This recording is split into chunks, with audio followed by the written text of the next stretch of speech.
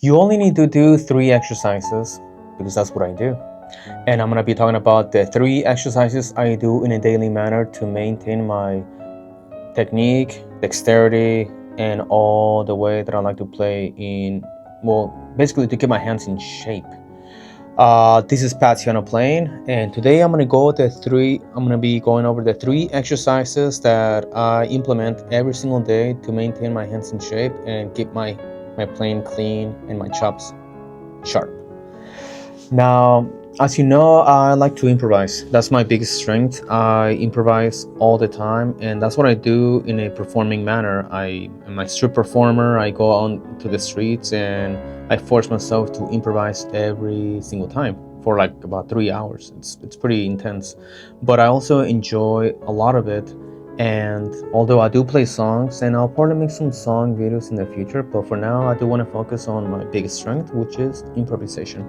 Now, in order to keep my improvisation skills pretty sharp and my chops clean, I implement these 3 exercises all the time. Like, I do them all the time. Like, not all the time, but I do them in a specific time in the day. I do them at 8 o'clock in the morning.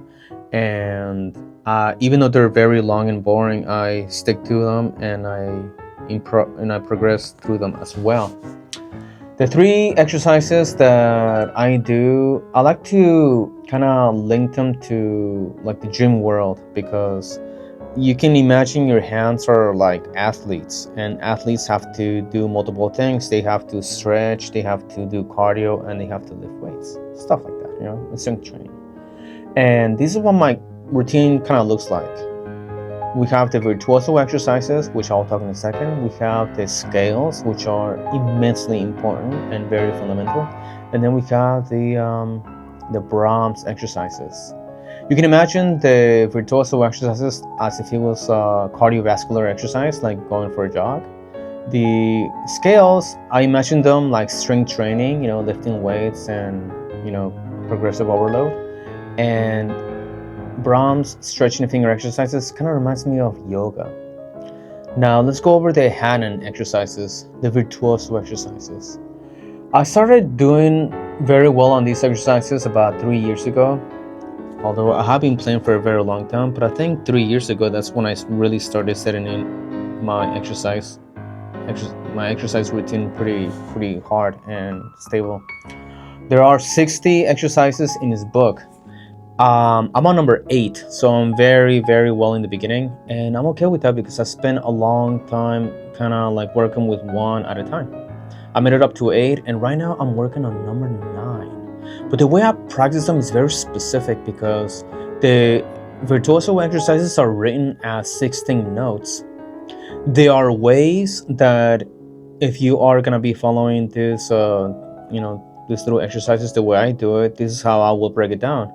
You go to the middle of the page where you see the thumb on middle C, and you see the measure right there where you have 2 groups of 8 16 notes. If you're gonna start learning these exercises, I urge you not to start playing them as 16 notes. A lot of stuff happens when you play music, and when you start playing fast, not a lot of information is being captured by your spinal cord, your movements. Not a lot of data gets transferred into your nervous system and into your skull and brain. So when you're beginning to do these exercises, you want to separate the 2 groups of 16 notes into 2 groups of quarter notes. You're gonna focus on one group of these notes, and you're gonna rotate them 8 times in a row as quarter notes, and then you're gonna combine them and then practice that 8 times as quarter notes, and then you're gonna play the entire exercise as quarter notes. I remember saying this at another video, but we'll move on. The way I practice them in total, I practice these exercises 2 octaves and I play them as 8th notes. If you do notice the last measure of the first page, and by the way, I'm referring to the first exercise out of 60, so we're only focusing on one, so you can kind of get an idea of how I go about it. You look at the last measure, and the last note of the last measure of the first page, it is a D note, so it doesn't land on C. If you flip to the next page, that's when you start descending and you begin on G, leaving the C note out. Why does it do that? It does that to keep you on beat, and it doesn't really disrupt the rhythm. But the way I practice it is that I actually add a C to land on. That way, when I start descending, the rhythm's completely, well, it's not completely different, but now it feels offbeat, meaning that the beats that were landing on my first, third, and fifth finger going up, ascending, is now being shifted to my second finger and fourth finger descending. I will make a video of me playing this in real time, but as of right now, all I can say is that I'll practice the Virtuoso 1 through 8 at 60 beats at 60 beats per minute as eighth notes, and 2 times in a row for each one. After I do number 1, I go to number 2, then I go to number 3 and 4, and I made it up to 8 at this point. I'm working on number 9 as of now. That's the cardiovascular exercise. They sound something like this.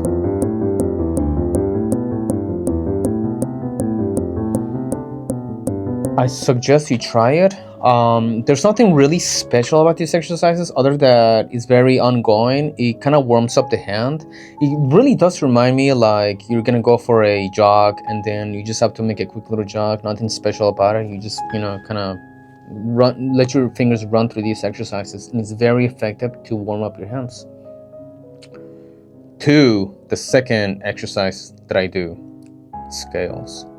Now, there's not enough time, there's not enough resources that I would love to use to talk about scales, because scales is the backbone of Western music and it is the foundation of my own playing. Scales are so important, and more so, I love the minor scales, the natural minors, the harmonic minors, and the melodic minors. There's so much I could talk about scales about, but I'll keep it a little bit shorter here because I do want to talk about the Brahms afterwards, and I don't want these videos to take hours.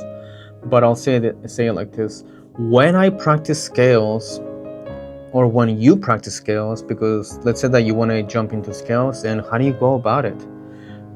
If you have a question and you're asking me, Patrick, how do I go about the scales? Like, where do I begin? How do I begin?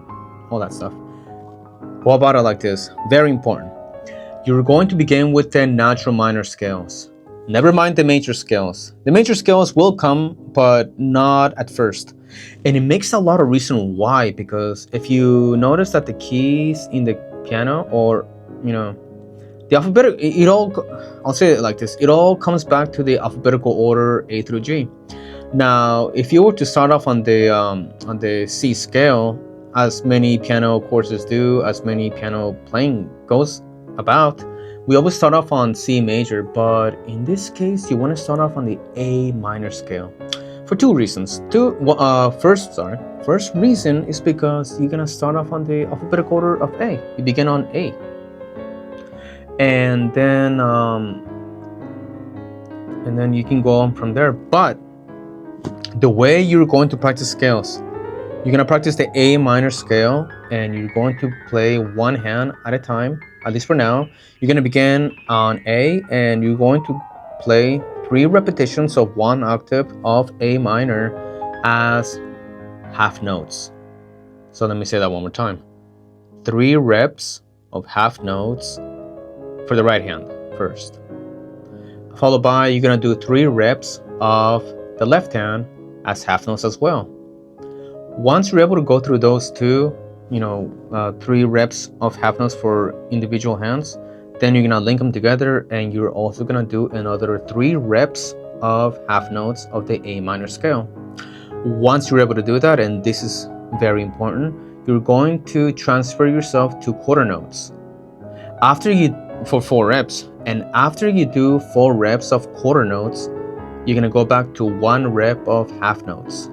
So the image or the order will look something kind of like this: 3 reps of half notes, 4 reps of quarter notes, and 1 rep of half notes. Once you're able to do that, you're gonna expand it. There's so much to talk about this, but I have to be patient and keep myself short on this. But when you get better on it and you can do eighth notes, you're gonna do it in this order, and I urge you to try it. You're gonna do 3 reps of half notes, 4 reps of quarter notes, 8 reps of eighth notes, back to 2 reps of quarter notes, and you're gonna finish it with 1 rep of half notes. Once you do that, then that's your routine for A. And then you can go to, well, now if you ask me, well, do I go to B afterwards, B minor scale? Like, no, you're actually gonna go to you're gonna go to D minor scale afterwards, and then after D, you're gonna go to E minor scale. And why is that? Because D only has 1 black key, which would be 1 flat, B flat. E has 1 sharp, F sharp. After E, you're gonna go to G, and then you're gonna go to C. And as you can kind of, I mean, if you have piano experience, you would know that the key signature is kind of growing every time you go in this order. And then you're gonna finish it up with B second to last and F at the last one because of their complexity of finger differences and the complexity of the key signatures that F has. I left a lot of things out, but in the future I will make a specific video on scales alone. And this might actually be considered like part 1 of the exercises that I do, like first video of exercise part 1. So I'll probably make a part 2 on this video because there's a lot to cover. So that's what I do as the second exercise that I do every morning in my practice. And I also spend 3 months every time I do a different scale. So let's say that for the first 3 months of the year, January through the end of March, I go over natural minors. In the beginning of April and to the end of June, I work with major scales. And then from July to the end of August, I do harmonic minors. And then from October to December, I work with melodic minors. After that, I go back to natural minors the following year, and then I expand more complexity to these scale exercises. Very effective. It really helps me out with improvisation, because if you are able to memorize all the scales and you can just kind of like fly through them, you can do a lot. I'll have to move on. Now, the third exercise that I do is Brahms. I call it the Brahms stretching exercise, but the Brahms exercise comes from his book, the 50 exercises for the piano. And I go to the one that's called exercise 8A and 8B. Now, there's some lost translation in these exercises because I do different things here. But the way, well, I mean, if you look at the exercise, it looks kind of intense, it looks crazy. So what I do, I focus on one measure at a time. And, you know, as I'm teaching this to my own students, this is how we go about it. And if you want to go about it, this is the way I would say you should go about it. You want to practice the Brahms exercises as half notes. Yes, the notes are written as 16 notes, but you're going to practice it as half notes. Why? Because after doing the quick runs of the virtuoso exercises, the heavy lifting of scales, you want to be patient and give your hands the opportunity to do long stretches at a slow rate of pace and speed. Like, you want to do this very slowly. The Brahms stretching exercises are meant to stretch your fingers, finger wavings, and this can become very useful when you're improvising, when you're playing, because, you know, like, your hands are going to do a variety of movements that are not predictable. Like if you're improvising, you're kind of just playing like freestyle, so there's no way of what your hands are going to be doing. So they have to have like some sort of elasticity, and, you know, I guess I would say that just they have to be elastic in the way they move. So how do we learn this? You go to the first measure of the exercise of Brahms, and, you know, just like the virtuosos, you see two groups of 4 16 notes. You want to slide that in half and look at the 4 notes, and you want to play them as half notes. You do 8 reps of half notes for each hand separately, and then you do them together.